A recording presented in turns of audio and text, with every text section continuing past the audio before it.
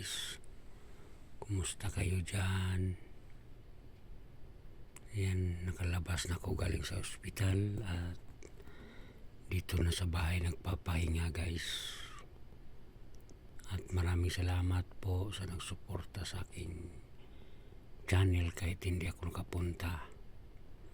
Maraming salamat po. Kasi hindi ko inasahan ang nangyayari sa akin guys.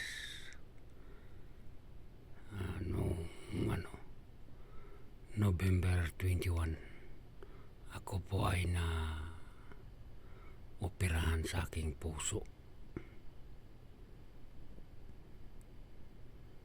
Dito po sa Japan. Kakalabas ko noong December 3. Almost 13 days ako doon sa hospital guys. So sa ngayon, dito na sa bahay nagpapahinga. At sa awa ng Panginoon ay okay naman, maayos naman ang kalagayan ko. At dito nagpapagaling na sa bahay. At thank you sa lahat. Bye bye sa inyong lahat.